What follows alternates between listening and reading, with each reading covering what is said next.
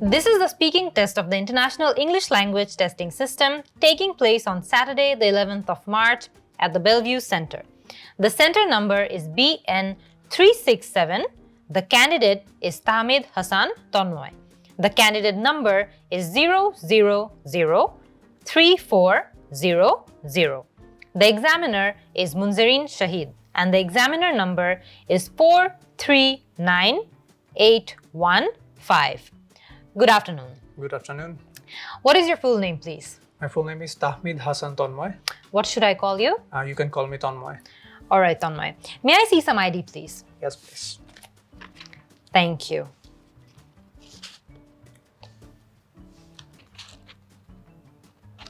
All right. Now, in this first part, I'm going to ask you a few questions about yourself. All right. Let us talk about your work. Do you work or do you study? Well, I am a student, but at the moment I'm working as a research assistant. I am focusing on obtaining a PhD in the near future. So yeah, I think I'm working, I would say. All right. Now, in your work, do you often have to use computers?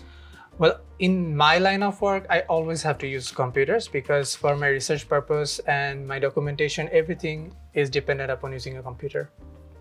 All right. Now, how do you usually get online? Since I have to work from home, so typically I use my desktop computer to go online. But in case I'm traveling, I have to use my mobile or my tablet to go online because it's essential for me to be there all the time. All right. Do you prefer using a desktop or a laptop?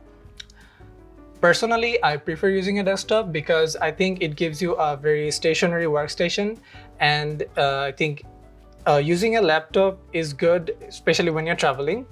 But in my opinion, I get the confidence out of the desktop because I think it gives you a much better specification rather than a laptop. So yes, I think I would go for a desktop. All right. When you use your computer, now, what do you usually use it for? Well, I used to use my computer only for gaming and movie purposes back when I was a student, but right now I only use it for my research purpose, my study purpose, and everything that is related to my job. All right. Do you think it's important for people to learn how to use a computer? I don't think it's important. I think it's very essential for people to learn computer because in every aspect of our life, what we do, what we'll have to do, and what is surrounding us, it's all related to a computer. So it's very, very essential for people to learn computer. All right. এরই মধ্যে আমাদের part 1টা কিন্তু শেষ হয়েছে। Speaking টেস্টে আমরা জানি part 1, 2 এবং 3 তিনটা ভাগে পরীক্ষাটা হয়ে থাকে। সাধারণত পার্ট 1-এ খুব কমন ধরনের প্রশ্ন থাকে, যেমন কাজ নিয়ে অথবা পড়াশোনা নিয়ে, হোম নিয়ে, হোম টাউন নিয়ে, এই জাতীয় টপিকগুলো খুবই কমনলি এই পার্টে এসে থাকে। এই পার্ট থেকেই কিন্তু খেয়াল করে দেখবেন আমাদের কিন্তু পুরো স্পিকিং টেস্টে শুধুমাত্র এই পার্টেই না, মূলত 4টা জিনিস অ্যাসেস করা হয়: ফ্লুয়েন্সি এবং কোহেরেন্স। সো এখানে আমরা দেখতে পেরেছি যে তাহমিদ যখন অ্যান্সার দিচ্ছিল, আমরা কিন্তু দেখেছি যে ও খুব একটা বেশি স্ট্যামার করেনি। কিছু কিছু জায়গায় দেখা গিয়েছিল যে ওর একটু চিন্তা করে উত্তর দিতে হয়েছে। সো এই সিচুয়েশনগুলোতেও আমরা চেষ্টা করব, যখন আমরা নতুন একটা আনফ্যামিলিয়ার একটা টপিক ফেস করছি, আমাদের সাথে সাথে হয়তো বা অ্যান্সার মনে নাও আসতে পারে। সো সেই সকল ক্ষেত্রে একটু পজ এফেক্টিভলি ইউজ করা, একদম এফেক্টিভলি পজ করে চিন্তা করে অ্যান্সারটা দেওয়া। তারপরে অনেক ক্ষেত্রে দেখা যায় যে সেন্টেন্স স্ট্রাকচার যেগুলো রয়েছে, তাহমিদের সেন্টেন্স স্ট্রাকচারও আমরা দেখেছি যে সে কিন্তু শুধুমাত্র সিম্পল সেন্টেন্সেস ব্যবহার করেনি, সে অনেক ক্ষেত্রে দেখা গিয়েছে যে কমপ্লেক্স সেন্টেন্সেস ব্যবহার করেছে, লিঙ্কিং ওয়ার্ডস ব্যবহার করেছে, এবং সেই সকল ফ্যাক্টরগুলোই কিন্তু ইভেন্চুয়ালি গিয়ে তার ফ্লুয়েন্সি এবং কোহেরেন্সে যেই মার্কগুলো থাকে সেই মার্কগুলোকে এফেক্ট করবে। তাছাড়া অনেক ক্ষেত্রে দেখা যাচ্ছে যে আমরা কিন্তু সেকেন্ড যেই ফ্যাক্টরটা IELTS স্পিকিং টেস্টে অ্যাসেস করা হয়, লেক্সিক্যাল রিসোর্স, আমরা কিন্তু দেখেছি যে তাহমিদের এখন পর্যন্ত আমরা খুব কমপ্লেক্স ভোক্যাবুলারি ইউজ দেখিনি, বাট কমন যে ভোক্যাবুলারিগুলো আছে সেগুলো সে মোটামুটি কারেক্টলি ইউজ করতে পেরেছে। সো লেক্সিক্যাল রিসোর্সের ক্ষেত্রে শুধুমাত্র যে অ্যাডভান্স ভোক্যাবুলারিতেই মার্ক থাকে বা অ্যাডভান্স ভোক্যাবুলারি আমরা কিভাবে ইউজ করি সেটাতেই মার্ক থাকে তা না, আমরা যা যা এভরিডে ভোক্যাবুলারি আছে সেগুলো যাতে এফেক্টিভলি ইউজ করতে পারি নাকি, সেগুলো কারেক্টলি ইউজ করতে পারি নাকি, সেটার উপরেও কিন্তু মার্ক থাকে। তাছাড়া গ্রামাটিক্যাল রেঞ্জ, অ্যাকুরেসি, প্রোনাউন্সিয়েশন এগুলোও কিন্তু IELTS স্পিকিংয়ে অ্যাসেস হয়ে থাকে। এখন পর্যন্ত আমরা শুধুমাত্র পার্ট 1 শেষ করেছি, সো পরবর্তীতে আমরা দেখব যে গ্রামাটিক্যাল রেঞ্জ, অ্যাকুরেসি এগুলোতে সে কীরকম পারফর্ম করছে। সো ফার প্রোনাউন্সিয়েশন নিয়ে যদি বলি, প্রোনাউন্সিয়েশন এখন পর্যন্ত তাহমিদের ক্লিয়ার ছিল। আমরা দেখতে পেরেছি যে যেই জায়গাগুলোতে কমনলি আমরা প্রোনাউন্সিয়েশন এরর করে থাকি ইংলিশে, ওরকম কোনো কিছু আমরা নোটিস করিনি। বাট পরবর্তীতে আমরা যখন আরও অনেক অ্যান্সার এলাবোরেট করতে হবে, তখন আমরা দেখব আরও বেশি ডিপলি যে গ্রামাটিক্যাল রেঞ্জ, অ্যাকুরেসি, প্রোনাউন্সিয়েশনে তাহমিদের পারফরমেন্স কীরকম। আমরা এখন পার্ট 2-তে মুভ অন করব। Now, I'm going to give you a topic and you're going to have to speak on that topic for 2 minutes. You will have exactly 1 minute to prepare your answers or prepare your notes. You can take notes if you wish, and you're going to get 2 minutes to speak about that topic. Do you understand? Yes, I do. All right. Here is your topic. Thank you. And here is a pencil if you wish to take notes. Thank you. Your time starts now. All right.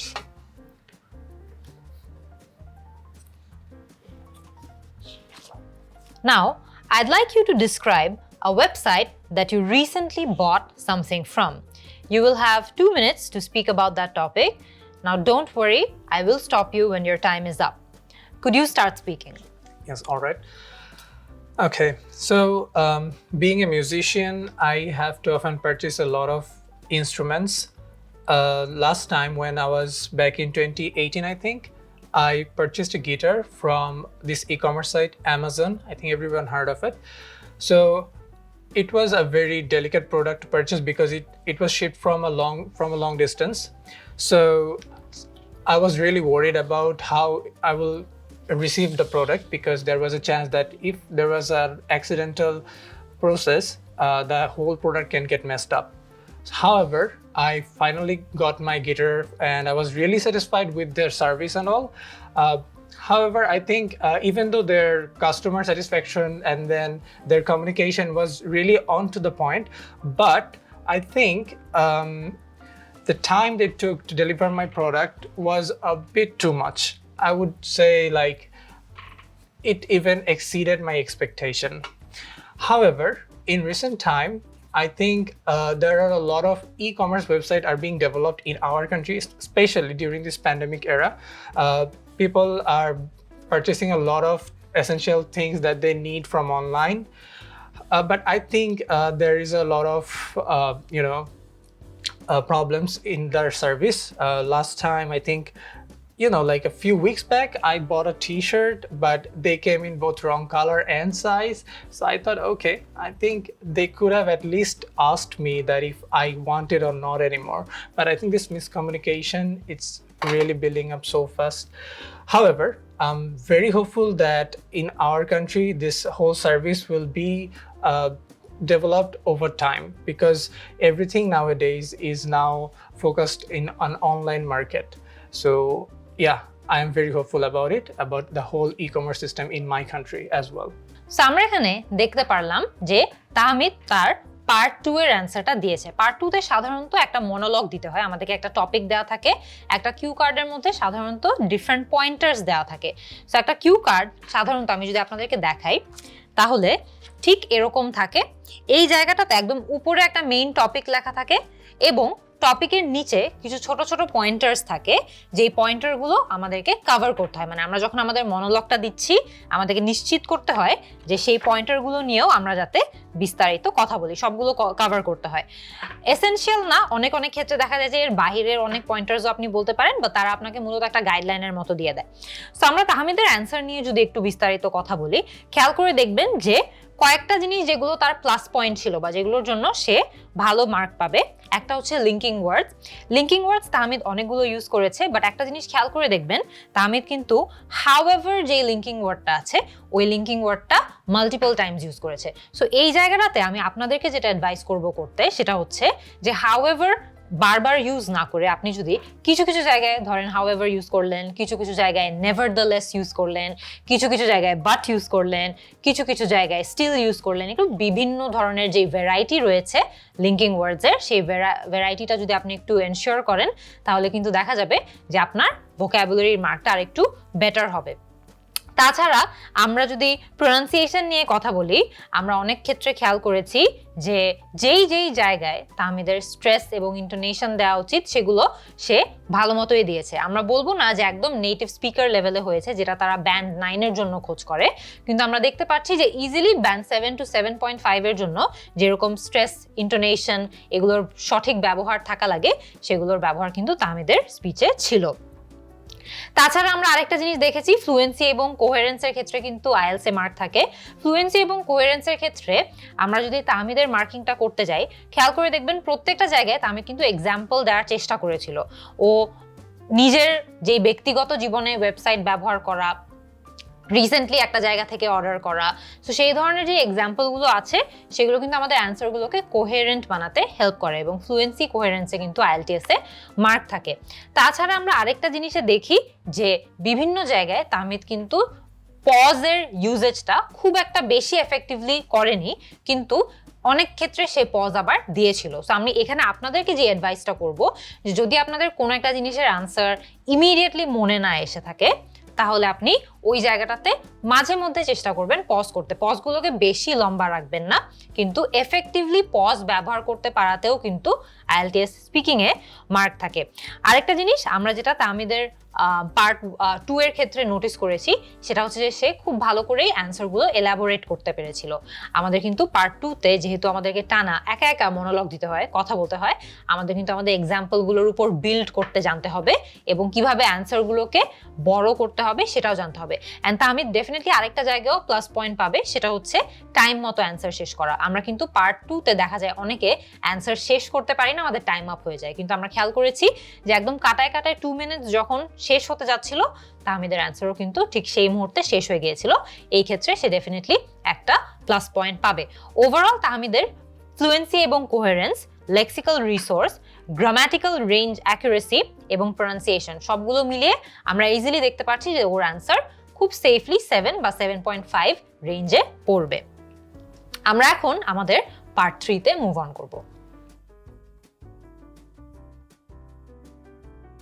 Now, what kind of things do people in your country often buy from online shops? Well, it totally depends on the type of people. Like people who especially reside in home or work from home, they have different type of cravings for online shopping. Especially, it also depends on the varieties of age. People of different age purchase different kind of things. I think if we cannot generalize the whole thing, but I think people who are around 18 to 24, I think they're much focused on getting a t-shirt or something like equipment that can help on their respective study or job. And I think at this very moment, technological instruments, especially like headphones or mobile phones, they're becoming very popular in the e-commerce websites, because I think the number of purchase is getting really high nowadays. All right. Why do you think online shopping has become so popular nowadays? Well, I would say that the main aspect of online shopping is having the easy access, because wherever we are right now, we can have access to whatever we want. And it's just too easy. You don't have to travel to get your product. You just can sit at your home and then use your phone or your PC, just go online and order whatever you want. I think this accessibility is giving us the hope that that the things that we want are not that far away anymore. And this gives us hope that I think in the future we can order something more that is going to help us in a broader sense. All right. What are some possible disadvantages of buying things from online shops? Well, as you know, like from my personal experience, there are a lot of times that the product might not be the one that you wanted to get. There are a lot of time that you might get hijacked online, because sometimes you pay for a product and it doesn't arrive, or when it arrives it's the wrong product and they are not looking forward to replace the product and give you a better one. So there are a lot of bad sides. There is easily you can lose money. But however, I don't think it's the main thing, because there is a bad side of everything, right? So I think if we do not focus on the bad side, and if you like work on developing on that, I think this purchasing stuff from online or from e-commerce site has a very bright future. All right. Now let's talk a little bit about the culture of consumerism. Why do many people today keep buying things which they do not need? I think that's a very tricky question. Well, I personally believe that it all started during the pandemic. People stayed at home, they had to pass their leisure time, they didn't have a lot of things to do. So I think this kind of triggered them to get things that they didn't even think that I would need it. They just wanted it to pass their time. For example, like my mother, she ordered a mobile phone. She already had one, but however, it was not a smartphone. So she thought, okay, why not? Since I'm staying at home, I can try a smartphone. I believe this is a generalized idea because a lot of people, like my mother, purchase things just to try it out, just to, get over the past time, the boring time they're spending at home. I think this is the main thing that is triggering it, because if we look at the past, I don't think people used to go for e-commerce website to buy a lot of things, which is now a lot these days, and I think it will only keep on increasing because this is kind of like a chain reaction. Okay, I bought something, I got satisfied, so I'm going to buy another thing that I'm not going to need actually. So yeah, I think this is the main reason to get over their boredom or just pass the time. All right. Do you believe the benefits of a consumer society outweigh the disadvantages? I'm sorry, can you please elaborate the question again? Do you believe that the benefits of such a consumer society, the one that you spoke about, outweigh the disadvantages? Well, I believe that eventually it will outweigh the disadvantages, because the number of consumers are increasing. I think the people who are delivering the products or who are making the products, they will be forced to make their products much better, because with the number of consumer increasing, the number of review will increase as well. And with that, with the number of bad reviews, if they keep on increasing, I think they will have a very bad reputation. And for this reason only, or there might be other ones as well, but I think this is a very major issue, that it will impact their overall service and their the quality of product, their quality of customer service, everything will be improved by then. So I think yes, the number of consumers will definitely outweigh the disadvantages. How do you think it's possible to avoid the disadvantages of consumerism? Well, I think this excessive practice of consumerism is impacting the environment around us, the air we breathe in, the river, the rainforest, everything. And at this very moment, we're facing a very high level of global warming, and it's high time that we start practice using greener equipments. I think it's best that if we stop purchasing what we don't need and just start focusing on the earth and the environment more, we can be hopeful for a greater future. And for this reason, at least so that we can live in harmony, I think we should stop this excessive practice of consumerism. All right, thank you. Okay. This is the end of the IELTS speaking test. তামিদের IELTS speaking টেস্টটা কিন্তু শেষ হয়ে গেছে। আমরা কিছু জায়গায় যেখানে তার প্লাস পয়েন্ট ছিল, যেখানে সে পজিটিভ নাম্বারস পাবে, সেগুলো নিয়ে একটু আলোচনা করি, এবং যেই জায়গাগুলোতে সে আরেকটু বেটার করতে পারতো সেটা নিয়ে আলোচনা করি।